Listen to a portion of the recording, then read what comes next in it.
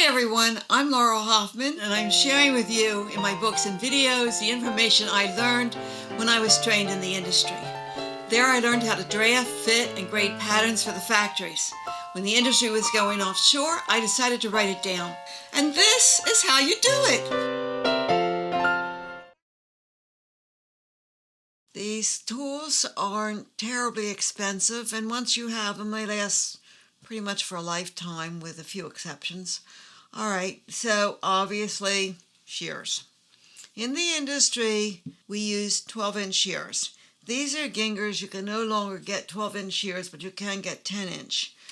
You can also get 12-inch shears from Kai, and they're highly recommended here in Wawak's catalog. This is where you can get a lot of these supplies. Wawak supplies the industry and also individuals. So don't think that you have to buy a whole lot of things from this, or maybe at least 2 dozen of an item. You don't. I ordered this from them. This is how I found out about them years ago. I was at a event, and they were selling various items, and I got this little spout to oil my sewing machine. And it's fantastic. It's got this little red tip that you can take off and put on here so you don't lose it.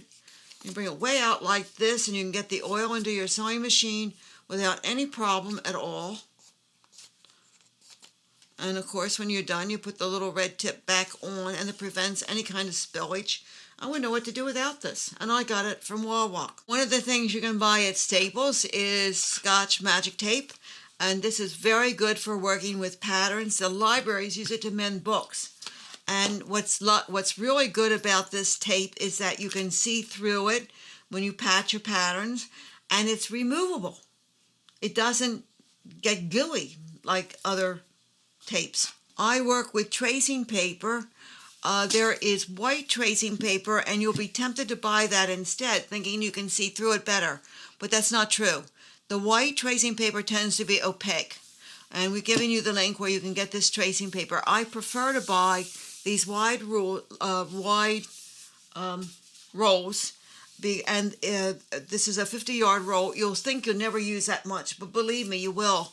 And having it on hand is really useful, and it makes great patterns. You can trace off the home sewing patterns, and then I keep the cardboard roll that's inside and roll my patterns up on it, and that's how I store my patterns. This is a notcher. It's almost never used now because patterns are made on the computer, and I never use it. I just clip notches into the tracing paper. But back when I made patterns in the industry, we made them with tag, and you needed notchers. So this is something you really don't need. I'm just showing it to you so you know about it. This you can buy at your local hardware store. It's an awl, and it makes holes through the patterns. It's easy to mark through. You have to be careful. You want to have cardboard underneath the paper because you don't want to make holes in your cutting table. This is a tracing wheel, and use it with pattern paper. You don't want to use this in fabric. And this is almost never used now, either because you can see through the tracing paper and you don't need to mark through tag like I did in the industry. So these 2 items you really don't need. I'm just telling you about them so you know about them. This is an item that's not all that easy to find. This is an arm's eye curve, and this is very, very useful. You can see why it's called an arm's eye curve. It marks the curves around the armhole, but it's also useful for curves around the neck. And this is something that's just indispensable, and they're not very expensive.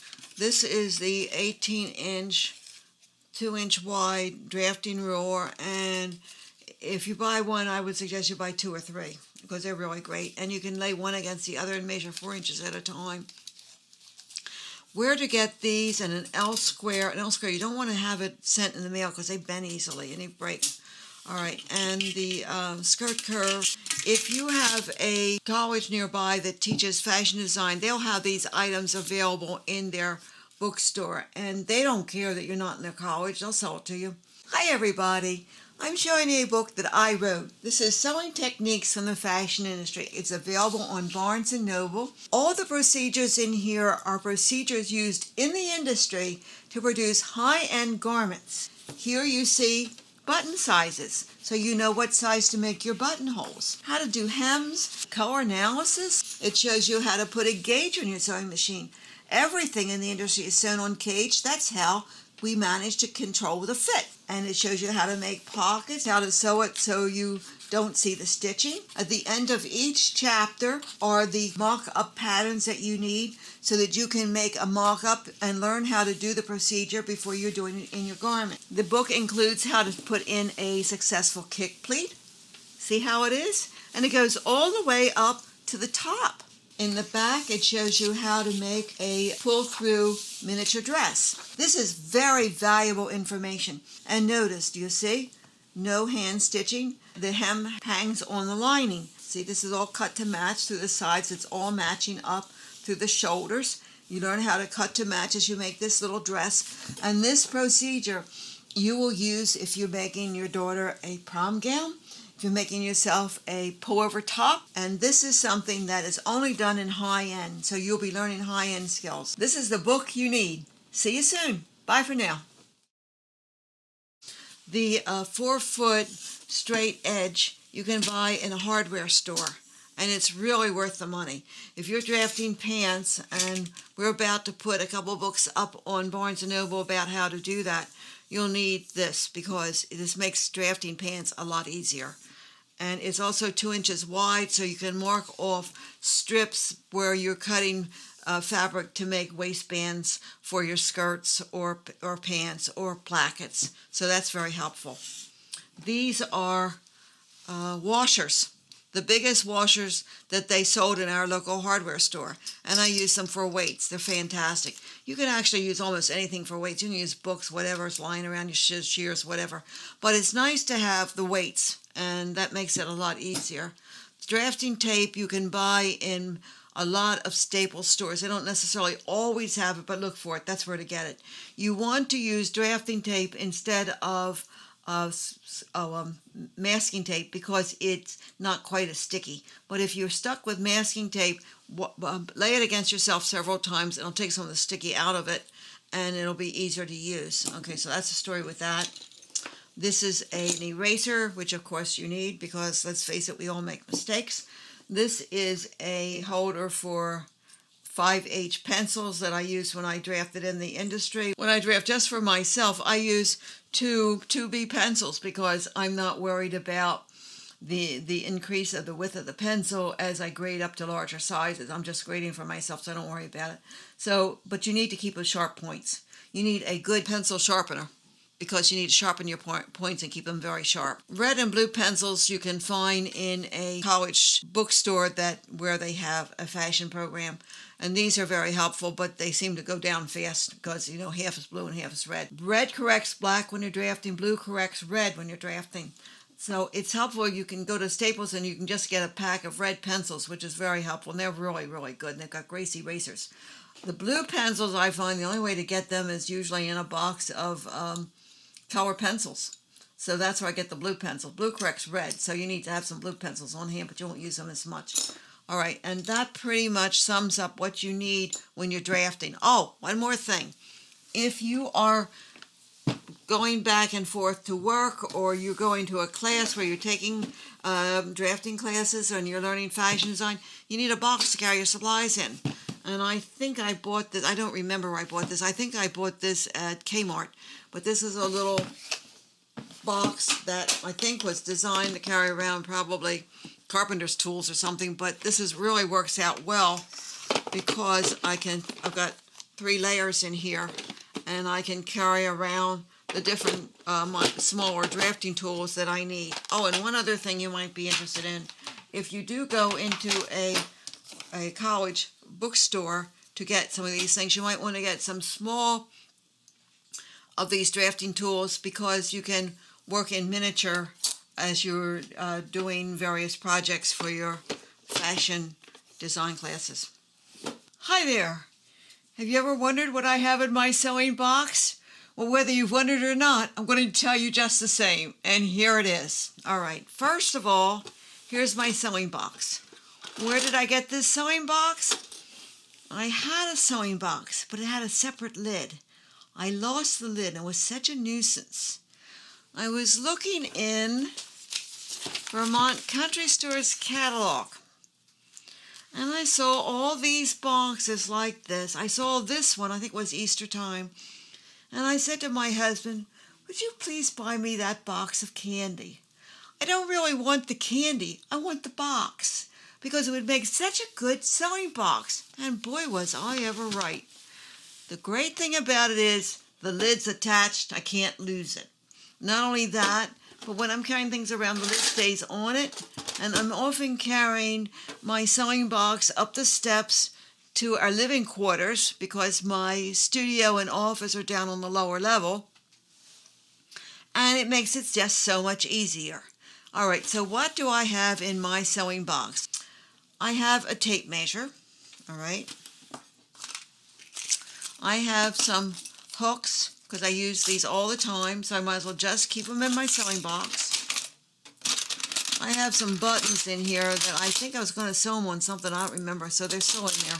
Anyway, I have some more little hooks in there because I'm only going to use them. A pair of tweezers. This is something I never opened because it's impossible, but it's in there anyway. I have an extra tape measure. I have this little thing, and this pulls the thread through the eye of a needle if you're really stuck. So it's in there, but I never use it because I don't have a problem really much with threading needles.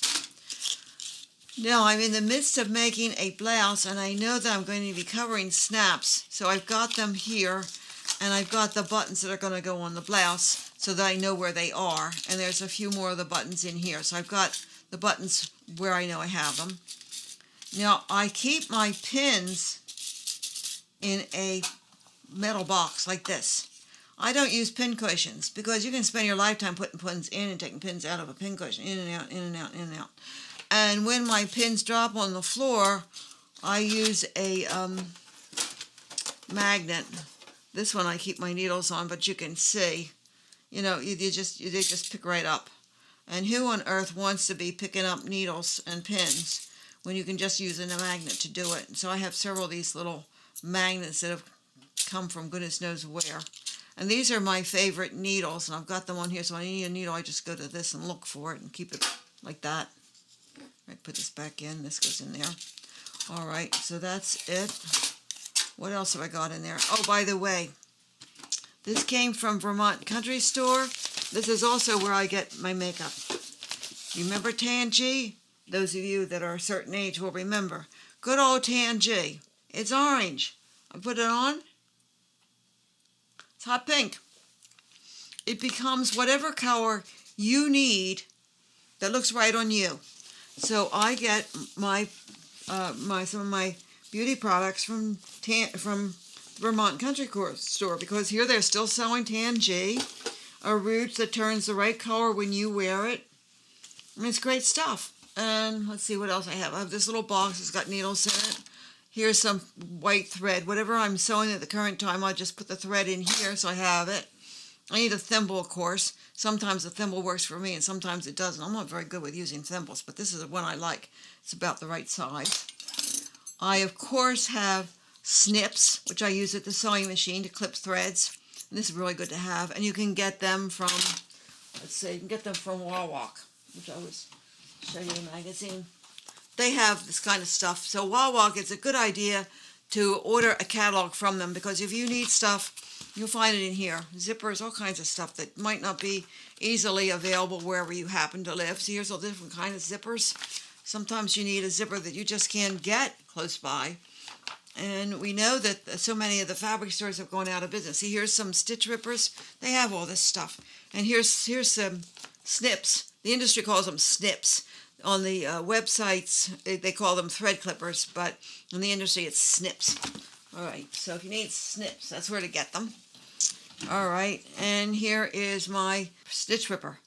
You can see it's been used, really used. I mean, as you sew, so you rip, as they say. And that's it. And it plays to fix as you go. I fix as I go. And believe me, I make mistakes. I'm not going to sit here and tell you I'm perfect, because I'm not. You may think, because of all my years in the industry, because of what I know, that when I sew something, I don't make mistakes. Forget it. I make mistakes all the time. And I have this little hook, and I have another hook here. This is a real tiny hook. If you get a loose thread in a knit, they'll put right in. So, of course, I have that. There used to be a cover on it, but I don't know what happened to that. And here, these are, you're supposed to be able to cut buttonholes open with it, but I just use them to cut threads. I mean, I've never cut any buttonholes with them. I saw these little scissors one time, and I thought they were so cute, so I bought them. All right, here is a diaper pin. This is left over from when my kids were babies. I mean, it's been years ago, and I still have a diaper pin. That's to pull things through. And of course, here is what I use to brush out the lint in my sewing machine underneath the needle. Okay, so you need one of those. So that's what's in my box. And that's it. Thanks for watching. I don't know whether you found this interesting or not, but you can see that I have junk in my sewing box the same as everybody else. Thanks for watching, and keep watching because I got plenty more to tell you. Bye-bye for now.